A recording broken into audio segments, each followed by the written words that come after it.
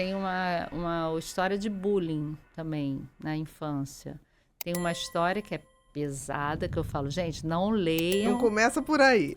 Não leiam. Não, eu falo assim, não leiam Vidas Marcadas achando que é tudo parecido só de emoção, assim, do Sentença, porque tem umas histórias pesadas. Tem um assassinato por homofobia, que foi um amigo meu que não vivia com HIV, não era meu paciente, era meu amigo mesmo, que eu convivia, e um dia recebi um telefonema dizendo que ele tinha sido morto dentro de casa. Dentro de casa? Dentro de casa. A gente não sabe como é que foi, se foi Boa Noite Cinderela ou se foi aquela morte marcada no sentido de vamos matá-lo assim, assim, assim.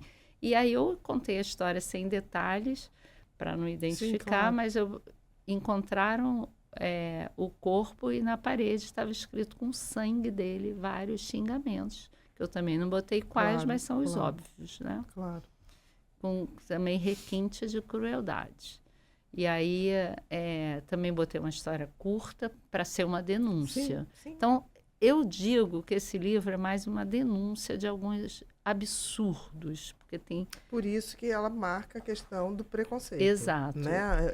E Vidas aí, Marcadas tem mais a ver com a questão do preconceito. E aí eu conto também, por exemplo, eu conto a história do Betinho, que eu conheci no IBASE, quando ele fez a primeira reunião propondo a fundação da ABIA. Eu estava lá e convivi com o Betinho, né? Foi um prazer.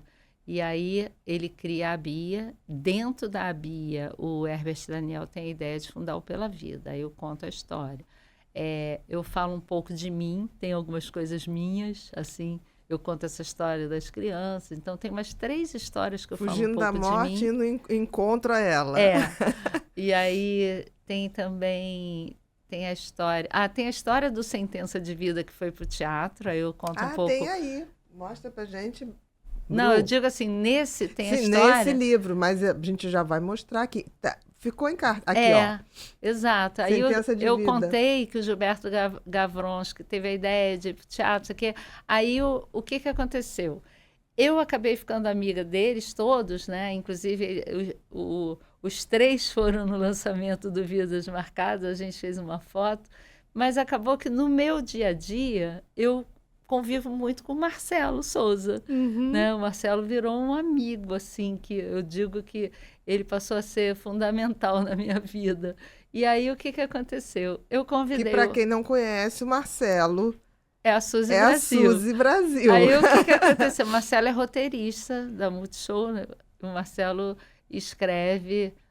Ele faz também peças dele. Ele faz várias coisas. Monólogos. Exato. Aí Marcelo agora está com Bye Bye Bangu, Made in Brasil, e acabou de estrear o Que Comédia. E aí eu falei, Marcelo, você pode escrever o prefácio do meu livro? Ele falou, não consigo, Márcia, não tenho tempo. Eu falei, por favor, Marcelo. Nunca te pedi nada. Márcia, não tenho tempo. Eu falei, tá bom, Marcelo, então tá. Aí daqui a pouco, Marcelo, faz a orelha do livro que é pequenininha. Aí ele, tá bom, a orelha eu faço. Aí ele fez a orelha do livro. Acabei de atender no consultório, tô lá tranquila. Ele mandou o texto. Aí comecei a ler. Aí desabei no choro. Eu falei, não acredito que você fez isso comigo, porque a gente se conhece desde 94. Nunca tínhamos falado nem oi. Que coisa, né? Porque ele me conhecia de me ver nos lugares, inclusive no palco, fazendo essas campanhas. E eu conhecia, na verdade, a Suzy Brasil dos palcos. A gente não falava nem oi. A gente se conheceu no dia da primeira leitura do texto do Sentença de Vida. E você não sabia que ela... Não, eu sabia. Ia estar? Sabia, porque o Gilberto tinha falado. Gilberto já tinha falado. E eu até me surpreendi, que eu falei, Suzy Brasil, do meu livro? Não é engraçado o meu livro? Não estou entendendo. Eu até me surpreendi com o Gilberto. Foi quando ele falou, você pode confiar no meu trabalho. E é tão interessante, né, que o humor, eu acho o humor um veículo maravilhoso para se dizer certas coisas que são difíceis você não tem de ideia. ser ditas. Foi sensacional. E ficou em cartaz? Ficou um ano e pouco, porque a gente rodou todas as arenas, foi muito gratificante, porque tinha jovenzinho, estudante da rede pública, porque era tipo, não sei como é que fala, mas era um projeto da prefeitura, então a gente rodou as arenas, depois a gente ficou no SESI 3 semanas, ali da Graça Aranha, então ficou por que aí. É um ótimo teatro. Ficou teatro. 1 ano mais ou menos. E o prefácio também ficou lindo, porque foi o Renato Farias, do Canal Saúde, da Fiocruz, e Renato ele deu uma desenhada, assim, no livro, ele contou a história exatamente o que eu acabei de falar, ele começa lá nas crianças e passa por todo o livro. Eu falei, Renato, ele é jornalista, e Renato é diretor de teatro também, então Renato tem toda uma leitura interessante. Aí eu falei, ninguém precisa mais ler o livro, basta ler o prefácio.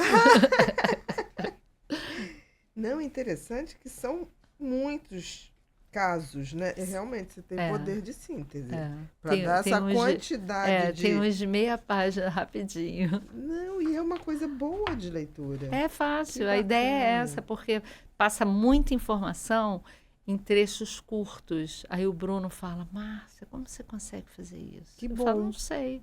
Porque eu consigo escrever de uma maneira que se a pessoa fala assim, eu não consigo ler, eu tenho TDAH. Eu falei, Não, mas uma... Gente, é meia página. Exatamente. Dá meia pra ler. página. É igual Dá até para treinar a atenção. É igual ler um WhatsApp. Eu falo, olha Exatamente. só, eu leio para você, escuta aí. Meia página. Exatamente. Aí a pessoa não tem desculpa. Claro que tem uns maiores, tipo da Bandeira, eu tive que explicar. Sim, porque aí tem uma parte histórica. Aí fica maior. Não. E lá no teu Instagram, na bio, tem onde compra o livro?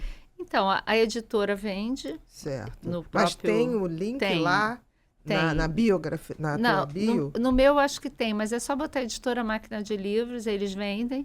E na Amazon também vende. Ah, perfeito. E tem uma coisa que é legal, Amazon. tem um aplicativo chamado Esquilo, com S. Conheço. SKEELO. Conheço.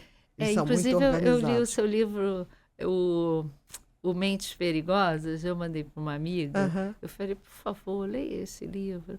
Aí ela falou assim, mas onde eu compro? Eu falei, não precisa comprar, tá no Esquilo. Vai lá ler. Aí ela falou outro dia, eu acabei de ler. Ela Esquilo assim, é uma plataforma maravilhosa. Não, maravilhosa. Aí eu falei para ela disse que acabou. Deve ter ficado meio assim. Era um recado que eu estava dando. Entendi, uma indireta. E aí, o meu livro, no aplicativo, tem o audiobook que eu gravei. Ai, que maravilha. Então não tem desculpa. Não. Porque se a pessoa não quiser... Não esse, porque esse acabou de ser lançado. Mas Sentença de Vida tem e-book já. Que legal. Tem o audiobook que é com a minha voz, porque eu gravei no estúdio aqui na Barra. Perfeito. E tem e-book em espanhol, que um professor de espanhol deu de presente pra gente. Eu falei, como assim? Ele falou, eu gostei. Ele é cubano. Ele falou, eu gostei tanto que eu traduzi, estou dando de presente para vocês. Aí, quer dizer, na verdade tem fácil, audiobook, né? Então, aí não tem nem desculpa. Tem fácil, porque no aplicativo é gratuito, porque você faz pelas operadoras, né? E na Amazon tem e-book e tem o livro papel. E o Vidas Marcadas, como foi lançado agora dia 3, está na Amazon e na editora. Perfeito. Então, assim, não tem dificuldade. É não, só pode, jogar. até na esteira a pessoa está no audiobook. E o audiobook foi uma experiência interessante. Não, e com a voz do autor porque estava na pandemia ainda. E aí eu cheguei, o rapaz falou assim, doutora, o editor disse que a senhora mesma que escreveu. Eu falei, exatamente. Aí ele falou assim, eu de máscara, ele de máscara. Eu vou ficar na outra sala, então a senhora lê no iPad, porque não pode ter barulho. Quando a senhora acabar, a senhora bate a porta e vai embora.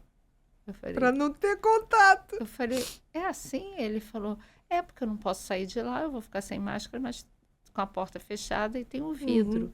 Eu falei, tá. Aí eu falei, mas eu acho que eu engasgo em algumas histórias, eu fico emocionada. Ah, não, a senhora não pode se emocionar, não.